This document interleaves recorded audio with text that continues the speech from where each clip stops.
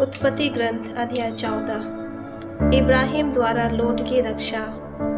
जब अमराफेल शिनार का राजा था, अयोग एल्लासार का राजा, कदोर्ला ओमेर एलाम का राजा और तिदआल गोइम का राजा था, तब उन्होंने मिलकर सोदोम के बेरा नामक राजा, गोमोरा के बिरशा नामक राजा, अदमा के शिनाब नामक राजा, सबोइम के शेम एबेर नामक राजा और बेला अर्थात सोवर के राजा से लड़ाई की। वे सभी सिदीम नामक घाटी में, जहां अब लवन सागर है, एकत्रित हुए। 12 वर्ष तक वे कदोर्ला ओमेर के अधीन रहे, किंतु उन्होंने 13वें वर्ष विद्रोह किया। इसलिए 14वें वर्ष कदोर्ला ओमेर और जो उसके साथ के अन्य राजा थे, वे अशरोत करनिये में रफाइयों, हाम में जूजियों, क्रियाताइम के मैदान में एमियों और सेर नामक पहाड़ी प्रदेश में रहने वाले होरियों को पराजित करते हुए उसके आगे एल पारान तक पहुंच गए, जो रेगिस्तान के किनारे पर स्थित है। फिर वे पीछे मुड़े और एन शिम्पाट अर्थात कादेश तक आए। उन्होंने अमालेकियों का सारा देश और अमोरियों को, जो हस्सोन तामार में रहते थे, अपने अधीन कर लिया। तब सोदोम का राजा, गोमोरा का राजा, अदमा का राजा, सबोइम का राजा और बेला अर्थात सोवर का राजा सिदीम के घाटी में, एलाम के राजा, कदोर्ला ओमेर, गोइम के तिदआल राजा, शिनार के अमराफेल राजा और एल्लासार के अरयोग राजा, इन सब से लड़ने के लिए इकट्ठे हुए। 4 राजा 5 राजाओं के विरुद्ध थे।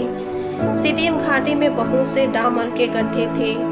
जब सोदोम और गोमोरा के राजा भाग गए, तो उनके कुछ सैनिक इनमें गिर गए, शेष पहाड़ों की ओर निकल गए। शत्रुओं ने सोदोम और गोमोरा की सारी वस्तुएं और खाने पीने का सारा सामान ले लिया और चले गए।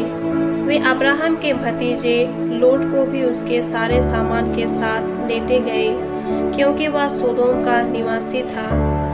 फिर लड़ाई से भागकर आए एक व्यक्ति ने इब्रानी अब्राहम को इसकी खबर दी। उस समय वह अमोरी जाति के मामरे के बलूतों के पास रहता था। मामरे एशकोल और आनेर का भाई था और अब्राहम से उनकी संधि थी।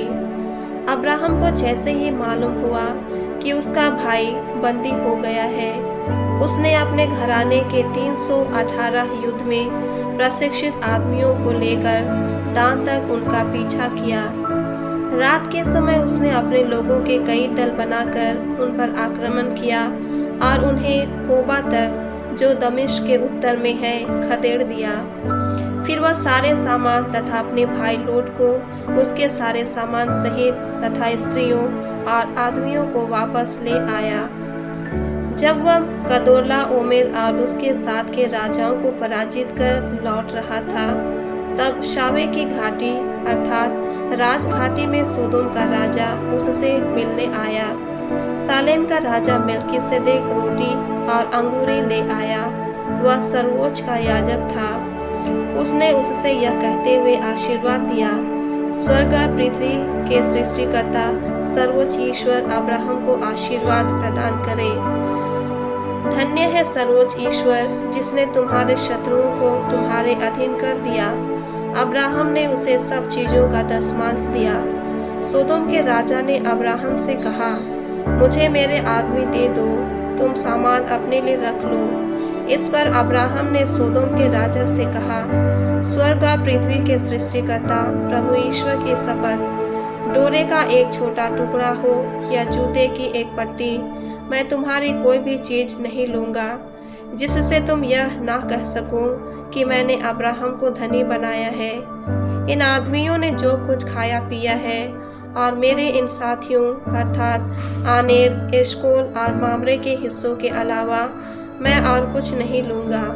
हाँ, ये लोग अपने अपने हिस्से ले जाए।